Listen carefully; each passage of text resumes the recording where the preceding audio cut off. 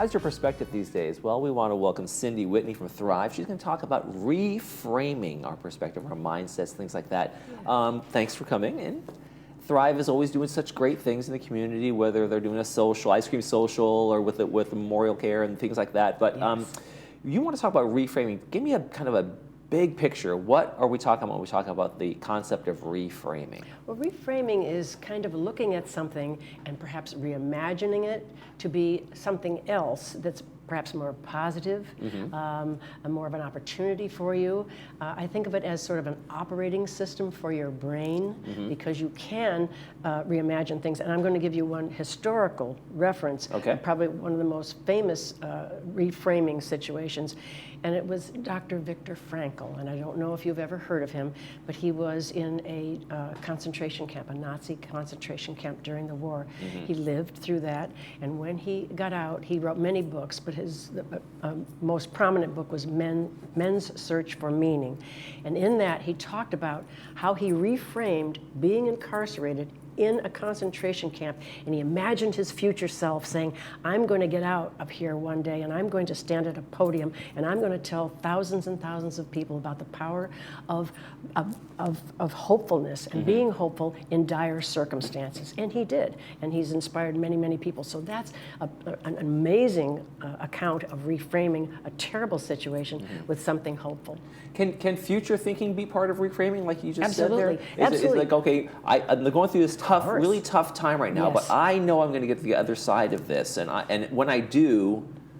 Exactly. You reframe it. You take your tools and you say, I have the skills to do this. I've done this before. I know how to do this. And because you can get lost in something that seems like it's hopeless or it seems like things are not going to change, but you know you've done it before. You know, we've reached an age where we've done a lot of things before, so we can kind of reference those things at this time of our lives and draw on that for strength. It's a very powerful tool. There's a couple of other little things. I mean, we interact with people all the time that we kind of frame the situation. For example, I go to Stater Brothers, and that frame with I'm giving the cashier my money, I'm taking my groceries, that's a transactional frame. It's just an exchange of things. I go play pickleball or volleyball with my friends. It's a collegial frame, but we're competitive. So that's another frame of interacting with people. Or I encounter my neighbor on the way home, and she's walking down the sidewalk, and she looks kind of sad.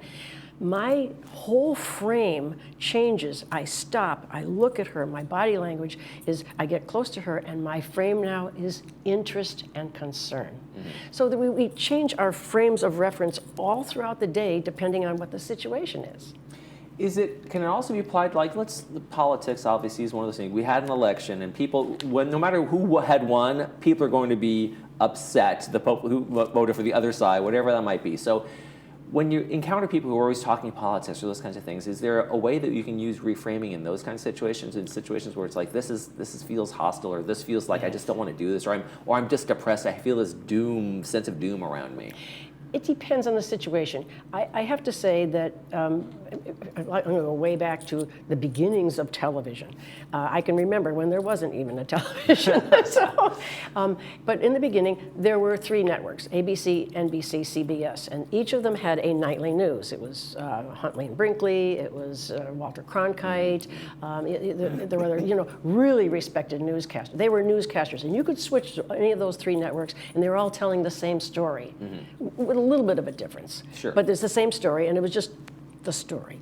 So now we have multiple networks. We have streaming. We have social media. We have a guy sitting on a couch with a camera on him, and he's just telling us stuff. I mean, it's way out of control. So to interact with somebody about politics, you'd have to start with, where are they getting their information? Where's their frame of reference? Their frame of reference is probably wildly different from yours, and I've tried that once or twice, and it didn't go well. So I'm going to quote, Frozen, the movie Frozen, let it go, because you're not going to win that, because that person is probably very entrenched in their beliefs, and it works for them somehow, and they surround themselves with people that have the same belief. I mean, you wouldn't attack their faith or their cultural background, so why get into an argument about about this they believe as strongly about this as they do about those other things. So it's a minefield. I don't recommend it. You watch your news and let them watch their news, and we'll all somehow manage to get through this.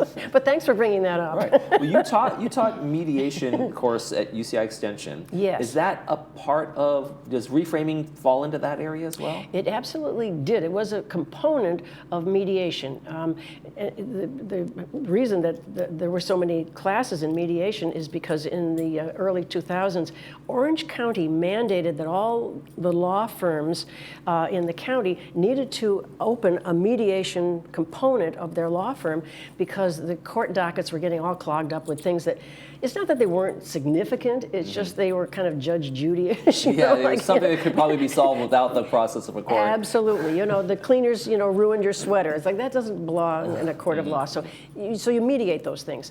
But mediation uses reframing because you're trying to take people who have these intractable positions, say it's a divorce or something, and these people are just dug in, and you start slowly with areas of agreement.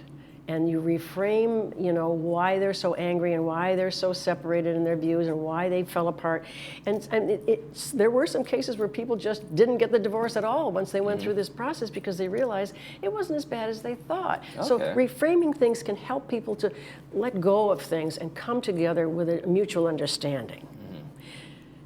So how important is it to kind of have that in your everyday life as a tool? Like do you use it often yourself? Do you find yourself reframing, or do you find yourself applying it? I kind of do. I like to find benefits in things that I didn't see before. I like to imagine things that could be something that I would be interested in. I look at the globe, and I look at the Village Breeze, and I look at things that are going on, and I say, I don't think I was interested in that, but I'm going to give it a try. So I'll reframe my letting go of, I don't think I like that, to, well, I haven't never tried it. So it's kind of, it opens you up to opportunities yourself if you say, well, why are you biased against that thing? Why don't you give it a try? Other people that use reframing a whole lot are advertisers. Advertisers are trying to sell you something. And so when you're looking at that Hummer that they're trying to sell, and they're not selling you a Hummer, they're selling you the fact that you're going to put your very attractive family, and all of a sudden you have there's a lifestyle and you behind have that. a dog all of a sudden, and you're going somewhere, and you're going out to the desert, and you go over these hills, and there's a whole bunch of other people with Hummers, and they're playing volleyball, and it's like, that's not going to happen when you buy that car. Wait, what? No, it's not. So don't buy that Hummer. But this is what they're trying to sell you, is a lifestyle. So they're reframing this purchase of something and saying, this is what's going to happen to you as a result of this. And they do it with pretty much every product that's sold. They're reframing the experience that you're going to have with that product or service, and telling you that it's likely to be this when in fact it might not be. Now, can it also help with reframing in terms of understanding other people's perspective and putting yourself in their shoes and kind of like having empathy as well? Absolutely, absolutely. Oh, empathy, sure. It really is. I wish more people would do that. I think people tend to make snap judgments. I guess that's a fair thing to say, rather than take the time to do that. And people have such wonderful stories. I mean, especially at this age. I mean, I've met so many people that if I hadn't asked them to sit down and tell me about, your life, I mean, I would have never known this. Spectacular people. I mean, there was a group of ladies the other night, and one after another, it was like, oh my gosh, I never knew this about you. What a wonderful thing. So sometimes you have to seek it out and establish that meeting that you're going to have, and look at how enriched you're going to be by meeting these spectacular people. Well, there you go. Well, Cindy Whitney, you're one of those spectacular people over at Thrive to keep this community happy and healthy. They got an event coming up later this month. Go to their website to see what they're doing and how you can become more involved in Thrive. There's the information on your screen. Cindy, thank you so much for joining us. My pleasure. Thank you, Michael. Thank you. All right, we're going to be talking about the other kind of reframing with window jazz coming up next.